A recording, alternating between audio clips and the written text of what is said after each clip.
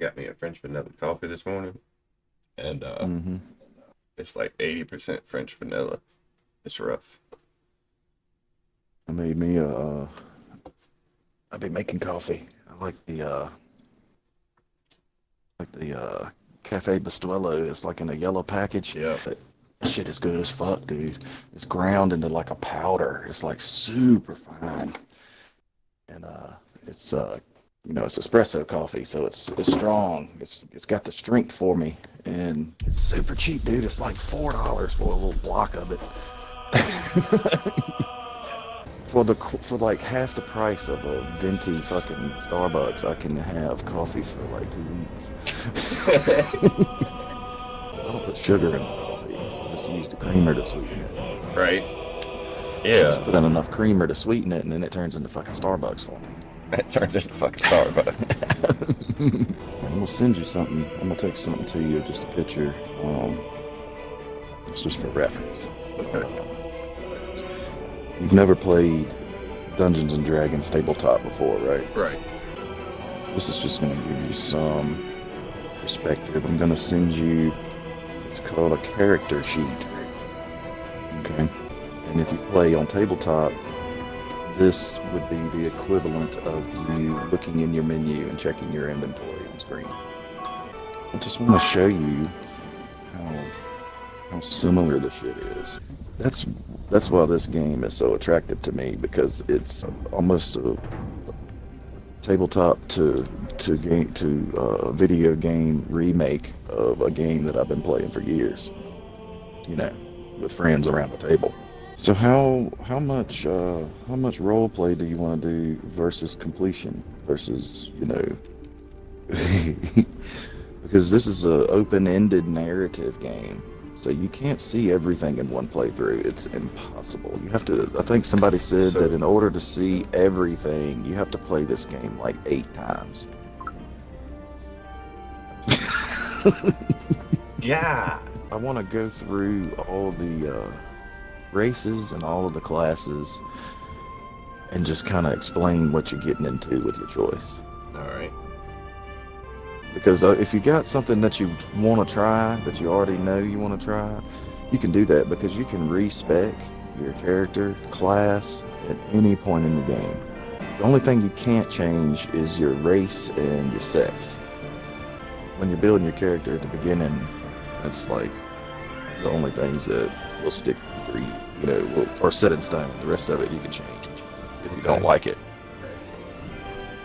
Like if you start out playing like a paladin or something, and you're like, man, this sucks. I wish I would have picked a monk, or I wish I would have picked a fucking wizard. You can Right. do that at any point. Okay. You just can't change your starting race and how your character looks. You can change their appearance, but you can't change whether they're male, female, or what race they are. Right.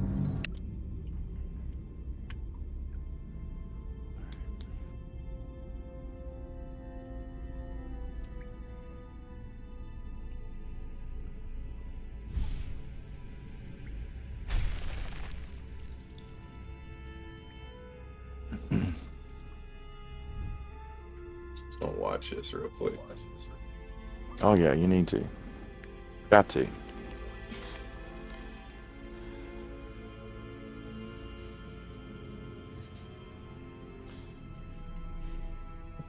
We waking up? We waking up? And like you play games that have branching stories and different endings and stuff, and like they're like every decision matters, but it really don't. It's just like a few key decisions that matter. Yeah, this In one this game, does. all your decisions matter. Yeah, because I noticed when I got Gazelle and Shadowheart together, them bitches did not want to get along. Mm-mm. But, alright, so get this. So if... I'll explain in a second.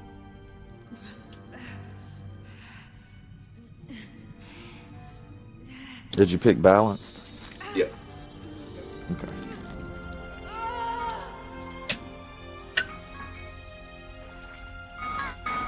He says, you get a worm, and you get a worm, and you get a worm.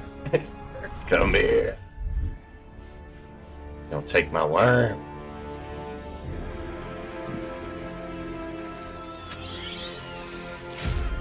Who are you? Alright. now we're in the character creation. All right, you're on the. It's like custom and has like the default character there. Mm-hmm.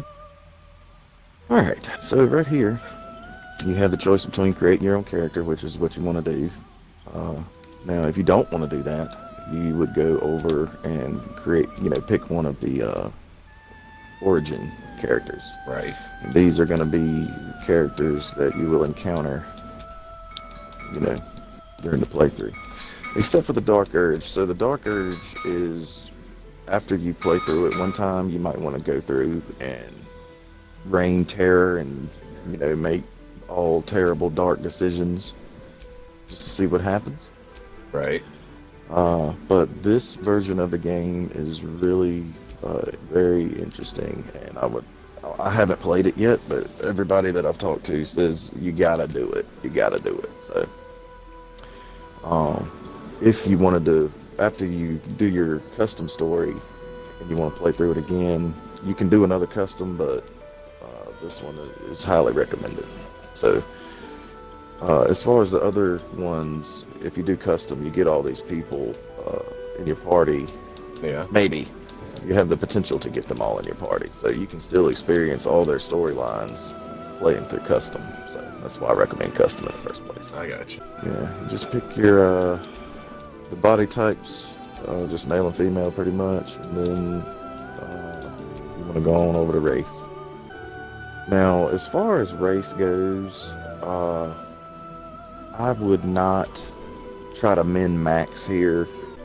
Just go with whatever you're feeling, whatever you're ready to role play as. They all have strengths and weaknesses type deal. At the end of the day, it's going to be the most fun with whatever you're seeing yourself as you play this.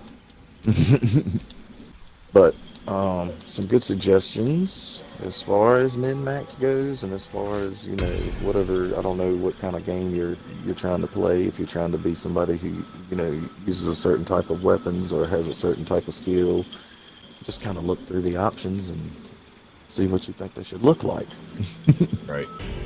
If when you're looking at the races, go down and look, highlight their base racial speed. Tell me what it says. Just pick one. Tell me what it says.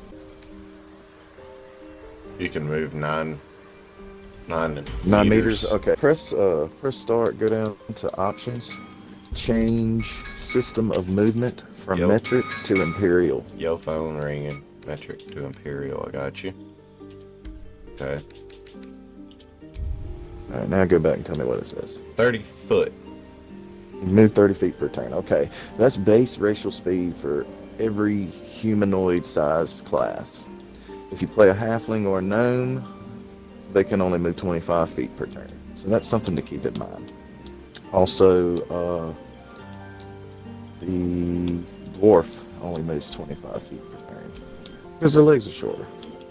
Something else to note, a tiefling has a hellish resistance, which gives you resistance to fire damage, and you only take half damage from fire. Fire is a very prevalent form of damage in this game, so that's a really good skill. Just for if you're not really caring what you look like, you want to go for who's going to be the best for what you're thinking. I got you. And as far as in the Dragonborn, I will note that he does get a breath attack regardless of what class you pick. It doesn't tell you on that screen, but that's pretty cool. I'm pretty sure he gets a resistance to whatever type of breath attack you use. Some of them have a sub-race too, so you're going to want to check that, because as soon as if you pick elf, as soon as you pick that, it's going to ask what sub-race you want. And you can be a high elf or a wood elf. Yeah. Wood elves get 5 more movement speed. They get 35. So if you look at a race, if you highlight it and look at it, and sub-race pops out beside it, you want to check that out too. Pretty much any kind of handheld weapon, as far as melee weapons goes, that you can think of, is probably in this game. So what are you trying to roll with? Have you figured out what race you want to be? Oh yeah. Yeah. What you gonna be? Half elf. Half elf? Yeah. You get long weapon long weapon proficiency, spears, pikes, halberds, glaives. So the class you take, Half high elf. you can get a firebolt cantrip.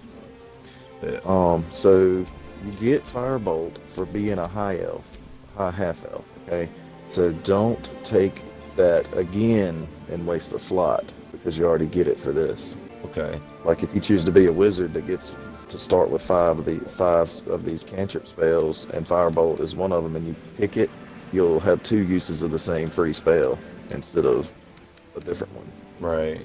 So just be careful with stuff like that, because if your race gives it to you, you don't want to make your class give you the same thing, because you're already getting it for having that race. Got you. You pick something else. All right, so you said high half elf.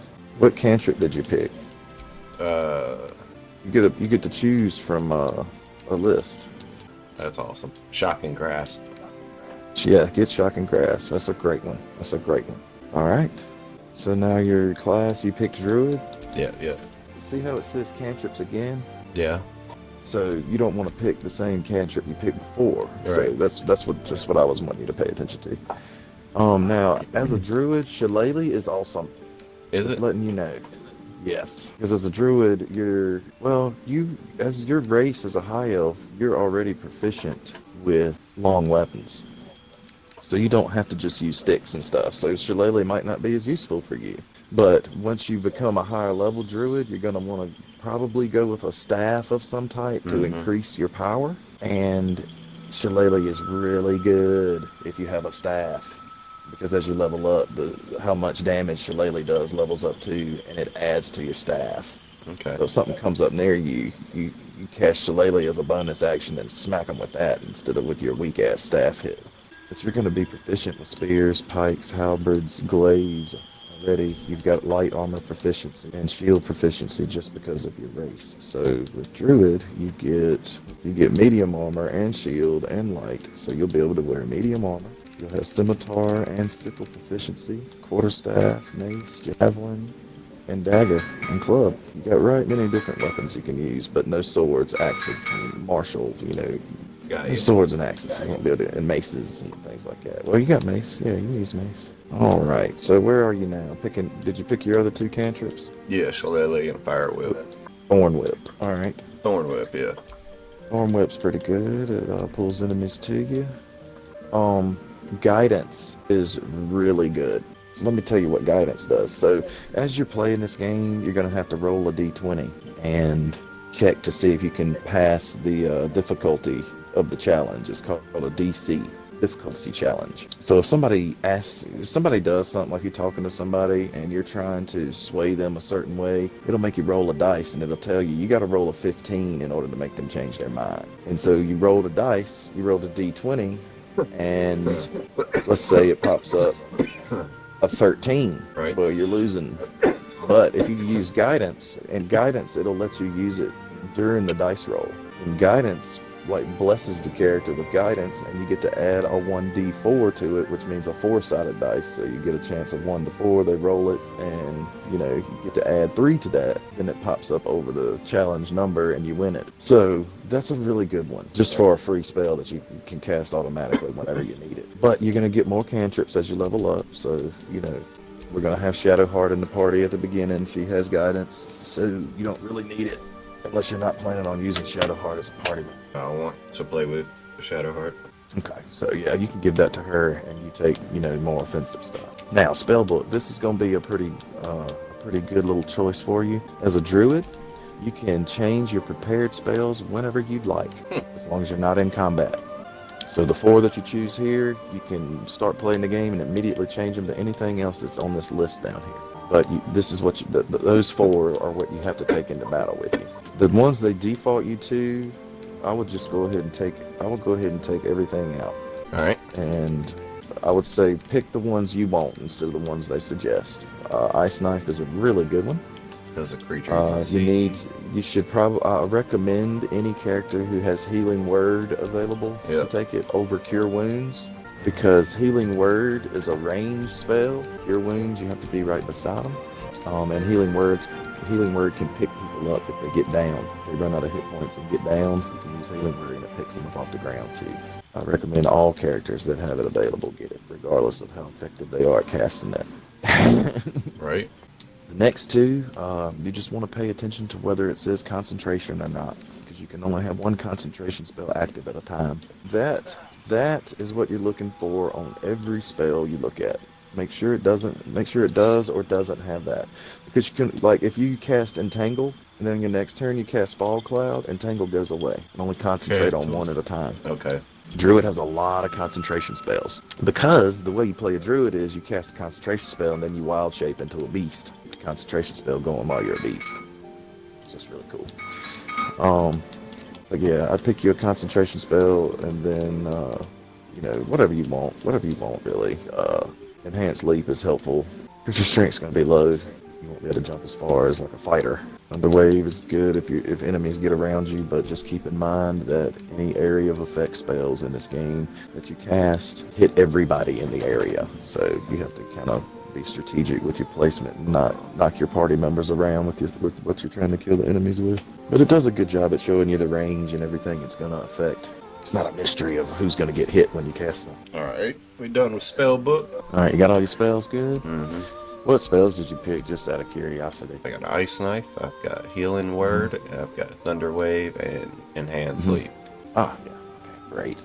Alright, background, pick whatever type of role play you would like to do, because your decisions and actions in the game, the more they line up with what you pick on your background, the more likely you are to get what's called a point of inspiration. And you can spend inspiration points to re-roll dice rolls that you fail. So it rewards you for playing the game towards your background that you pick here, I guess is what I'm trying to say. It rewards you for role-playing, making decisions in character with your background. Just let me know when you get to abilities, because this is going to be the most important screen. And remember, everything you're doing after race on this screen, you can redo anytime. It costs 100 gold. You can do one playthrough and test out a whole lot of different characters. I have no idea what kind of character I'm going to play. Abilities. Alright, so as a druid, your main ability is going to be wisdom. All of your damage is going to be done by wisdom. So you want to make sure that is at 17. This is as high as you can put anything. Your next most important one is going to be Constitution. Alright, you need to make sure Intelligence is all the way down at 8. You don't need it for shit. You don't cast any spells that are based off Intelligence. It's all based off Wisdom. Intelligence is for wizards. It's their boomstick. For a druid, for clerics, druids, and rangers, Wisdom is what they use for their damage on their spells. Now, you want to take your charisma, you can leave it at 12 or you can take it down to 10. You shouldn't go to 8. You don't need charisma for anything other than conversations. If you put it on 12, you'll get a +1 to all your conversations, but if you put +0, that's just as good, because you're going to have people adding guidance and things like that to your rolls anyway. Use that and buff Constitution up to 15 if you take that down to 12, or you can take strength down to 8. Usually if it were me, I would take strength to 8, dexterity to 8, intelligence to 8. Well, maybe not dexterity. I don't know if you're planning on what kind of armor you're planning on wearing. I have no idea what armor I'm planning on wearing either. Well, so the way it works, the lighter the armor, the more dexterity bonus you get to add to it. So if you're not wearing any armor, all you get is everybody's default armor is 10. The enemy has to rolls a d20 and has to get at least 10 to hit you. If they get it, it's guaranteed they're gonna hit you. Okay, so that's the way your armor works in this game. And then your dexterity, you get to add your dexterity bonus to your armor. So let's say your armor base is 10 with nothing on, just a shirt, and your dexterity is +2, which would mean your dexterity is at 14. You get a +2. So you would roll your d20, and they would have to beat 10 +2, so they have to beat 12. So that gives you more defense, because it's a lesser chance they're going to roll 12. The higher that is, the better chance of you surviving, because it's a dice roll for everything. Just to let you know how the ability scores work, if you take all of the scores down to 8, except for 2 of them you have to leave up because you get a bonus to 2 of them. But if you take all your points down to 0 and you hover over strength, it'll tell you get a -1 to strength check. If you put 1 point into strength, you notice it's still -1 to strength checks. If you put 2 points into strength, you notice it goes to +0 to strength checks. Put 1 more point in, it doesn't change. Still +0 to strength checks. You go to 12 and you get +1 to strength checks. Yeah. So every even number you gain an ability modifier. That's what that's called. And that's what gets added to your dice rolls. So for a druid, he's not going to be doing a lot of strength stuff. He's going to be casting spells and transforming into other things. And you get, when you transform into, say, an owlbear, you get the owlbear strength. So whatever your strength score is doesn't fucking matter.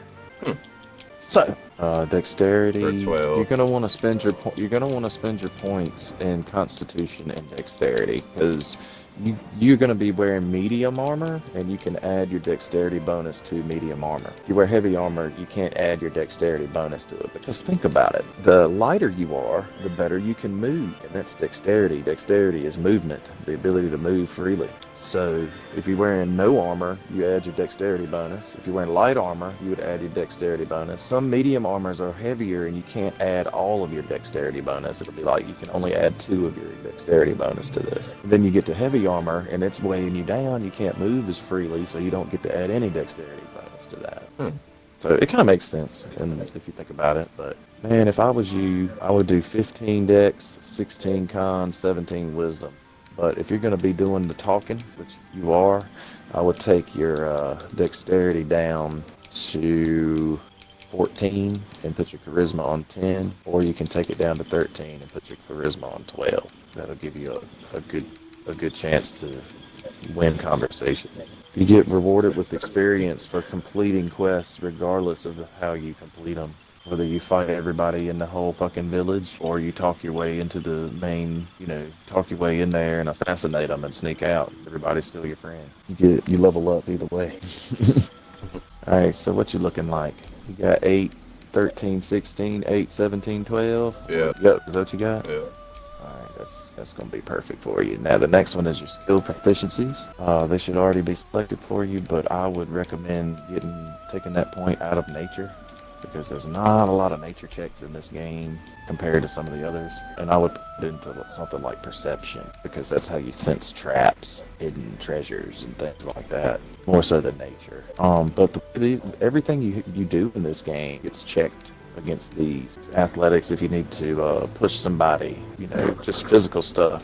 You roll D20, the physical thing has a number you have to beat, and then you add whatever, you would add 0 to it because it's athletics. But acrobatics, you get the +2 from your dexterity. Like all of these pluses and minuses are based on your ability scores. The stuff that you're proficient in, you add a +2 to those. It's called your proficiency bonus. Your proficiency bonus goes up as you level up, as you reach level threshold. Like you get a proficiency boost at like 4, 9, and 12 or something like that. And then next is your appearance, and you'll spend a while there, so you can go ahead and invite me in. And I don't know if we were just playing with me and Lee the other day as a druid made you pick a druid, but I'm glad you did, because they are awesome. Oh yeah. I played on Troy's AFK account, and then that's it. That's the way to beat the game. Awesome. Troy's character is like my favorite, and it's pulling me in. Customizing my penis. Lee be like, pick penis 3. That's one we always do. You want to be in the party, you gotta have penis 3. Alright, I'm ready. Ready? I'm ready.